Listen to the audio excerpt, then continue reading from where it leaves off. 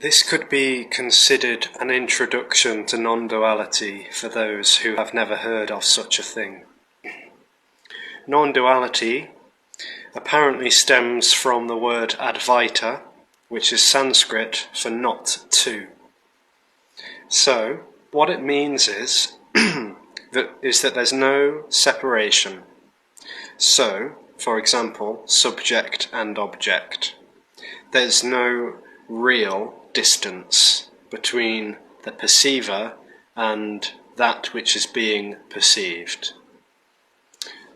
And what seems to happen for a human body, for the human experience, is a sense of separation. It seems like a contraction. It seems to take place in a body. This is what seems to be. And out of this sense of contraction feels a sense of awareness. So there feels like someone is aware of something, what's appearing. So there's a feeling that someone is conscious. And for most people it seems that this is accepted as the way it is. It's the way it is for everyone else. And that life is a separate experience of me relating to other people, relating to nature, the environment, going around, having a sense of autonomy, which means control, free will and choice. And there's the feeling in that I'm here, that I am having a local experience, that I'm situated in this human body is mine, and I am controlling it. And that's a sense of space, so it's a spatial sense, and that everywhere else is an over there. And also what seems to appear is time. Time is sensed as a real, linear, horizontal line that I am moving on. That I have a past, I have a future, and I am now. And this whole sense of time is also exposed as an illusion. So all there is this. It's immediate. There's no time, there's no space. All there is the appearance of memories, thoughts, ideas, perception. So seeing what's appearing, hearing what's appearing, tasting, touching, smelling and feeling what's appearing. But there is no one actually in that. There's no one having a real separate experience.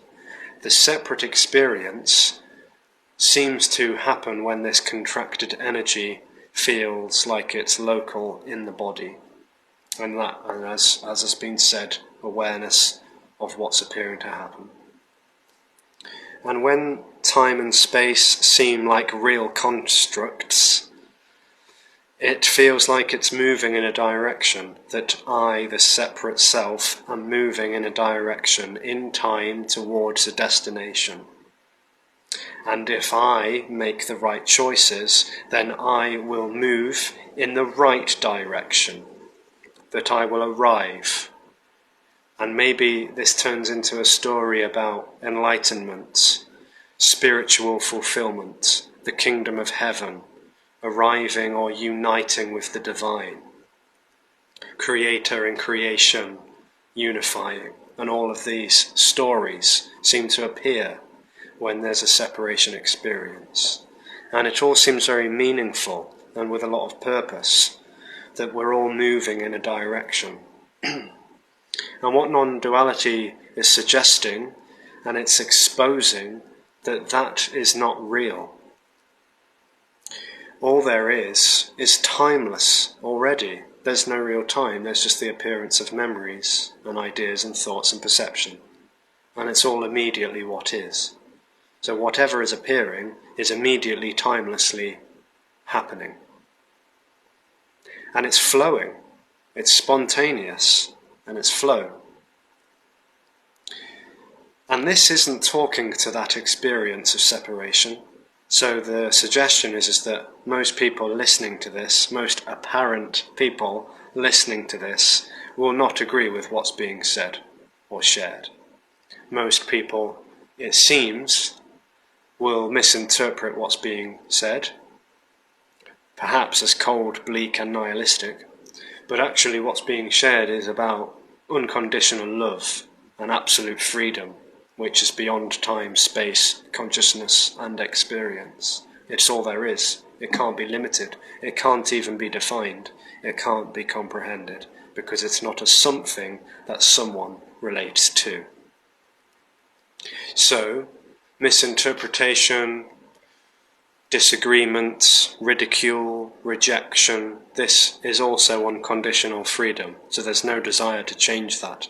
There's no desire to convince anyone that this is the truth or that it's not the truth. It just is simply an expression of freedom, as everything else is too. But there is only freedom. So what's being shared is speaking itself. There's not even someone saying these words. It's just happening in free flow already. And again, for the experience of the illusory experience of individuality, hearing that, well, it seems likely that that will just be assumed as utterly nonsensical rambling. It might even be considered psychotic or insane or something. But actually what's being shared is so incredibly natural and simple. It's the absence of someone feeling like they need to be going anywhere, or finding something out, or figuring something out, or improving oneself, or impressing others. It's already complete. Freedom is all there is.